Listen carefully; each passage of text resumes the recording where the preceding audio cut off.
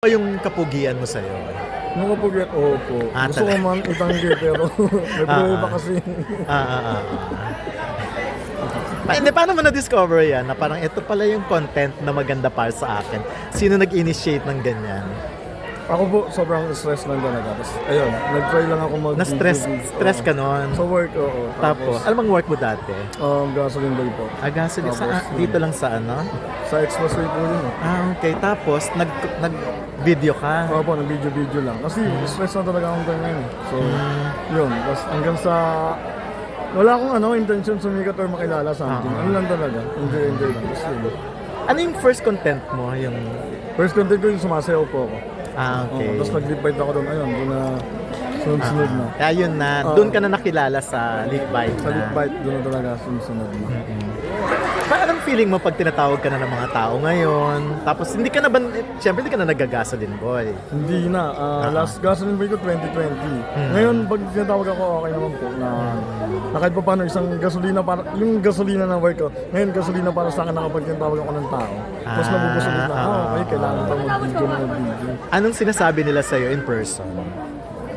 Mas pogi daw sa person na ganyan. Ang bango mo. Talaga? Bakit ano ka raw ba sa ano? Sabi ko, bakit sa video? Pangit ba?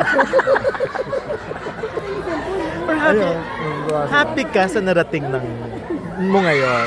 Like ngayon, artista ka na, di ba? To be honest, hindi talaga nagsisingkin sa akin to na nandito na ako. Pero ayun, kumbaga, enjoy lang talaga. Kasi hindi mo rin wala nang atrasan. Tuloy-tuloy mo lang talaga. Pero anong advice mo rin sa iba? Na parang katulad no, na-stress, na wala Sa iba na walang itsura. Ito sa iba na nagdaan sa stress. Ano ba sa stress? Huwag kayong mapadalo sa stress, guys. Kumbaga, ang motto ko talaga is turn your negative mindset into motivation. Palaging positive lang tayo sa buhay. Yun lang. Maniwala ka sa sarili mo kasi walang ibang maniniwala sa'yo kundi ikaw. Sarili mo rin. Kumbaga, yung comfort zone mo.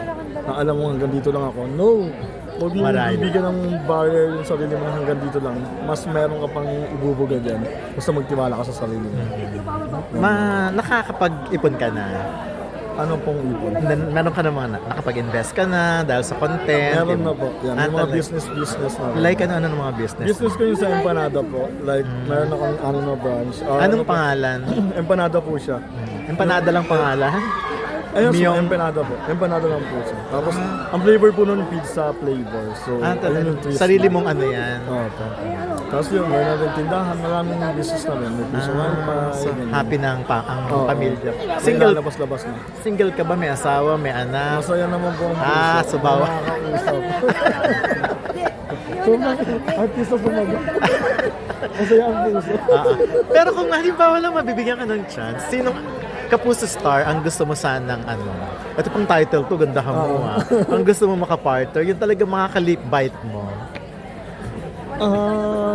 Sa Kapuso, siguro si ano, wait lang. Kasi Sige, wag maka-lip bite, yung gusto mo lang makatrabaho din, makapartner sana. Marian. Medyo Marian. Siguro si... Sino ba? Ano pa rin ako ni Marian. Sino? Siguro si ano. Hindi, siguro si Bianca. Bianca Umali. Talaga. So, kasi kilig na kilig mo sa akin pag nakakita niya ako. Okay. So ikaw ba pinagseselosa ni ano? Ni Nag-away sila Ruru? before, nung nakita kami. Ayan, nasabihan siya. Tapos yung parang kasalanan ko pa. Ikaw pala Kaya yung... nakonsensya na lang ginawa. So fight ka naman kay Ruru.